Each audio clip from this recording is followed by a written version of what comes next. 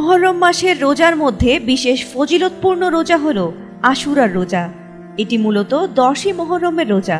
রাসূলুল্লাহ সাল্লাল্লাহু আলাইহি ওয়াসাল্লাম এই দিনটিতে রোজা রাখতে বিশেষভাবে আমাদের নির্দেশ দিয়েছেন। এই রোজার বিশেষ ফজিলত সম্পর্কে জানবো আজ।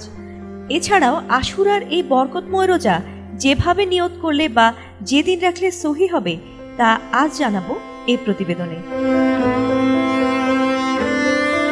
আশুরার রোজা সহ অন্যান্য সুন্নত ও নফল রোজার নিয়ত রাতেই করা ভালো।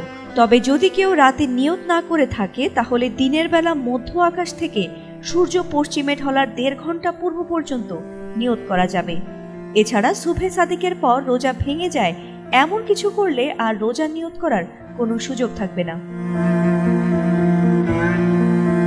নিয়ত বলা হয় মূলত অন্তরের ইচ্ছাকে। নিয়ত মুখে উচ্চারণ করা জরুরি নয়।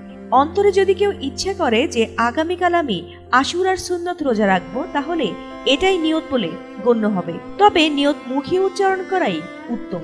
যারা আরবি জানেন না তারা বাংলায় মুখে উচ্চারণ করে রোজার নিয়ত করতে পারেন। এই রোজা রাখার জন্য সাহরি খাওয়া জরুরি নয়।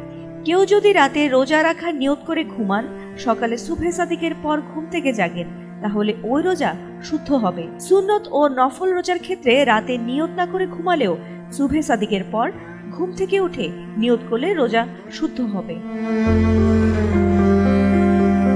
এবার আসা যাক আশুরার রোজা রাখার ফজিলত সম্পর্কে। আশুরার দিন রোজা রাখলে আল্লাহ তাআলা 1 বছরের গুনাহ মাফ করে দেন। সহিহ মুসলিমের 2617 নং হাদিসে উল্লেখ রয়েছে, আবু কাতাদা রাদিয়াল্লাহু তাআলা আনহু থেকে বর্ণিত, আল্লাহ রসুল বলেছেন, আশুরার রোজা সম্পর্কে আমি আল্লাহর কাছে আশাবাদী যে এ রোজার কারণে আল্লাহ তাআলা পূর্ববর্তী 1 বছরের গুনাহ মাফ করে দেবেন।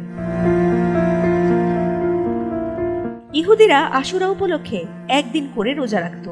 আল্লাহ রসুল সাল্লাল্লাহু আলাইহি ওয়াসাল্লাম মুসলমানদের নির্দেশ দেন আশুরার দিনটির আগে বা পরে আরও একদিন মিলিয়ে মোট 2 দিন রোজা রাখতে হবে, যেন মুসলমানদের আমল ইহুদিদের সঙ্গে পুরোপুরি মিলে না যায়। আমাদের দেশে এ বছর অর্থাৎ 2025 ইংরেজি সন মোতাবেক 1447 হিজরি বছরের মুহররম শুরু হয়েছে গত 27 জুন। 10 মুহররম বা পবিত্র আশুরার দিনটি হলো 6 জুলাই রোববার। যারা আশুরা উপলক্ষে 2টি রোজা রাখবেন তাদের 5 ও 6 জুলাই শনি ও রবি অথবা 6 ও 7 জুলাই রবি ও সোমবার রোজা রাখতে হবে। ফাতিমা সুলতানা, এটিএন বাংলা।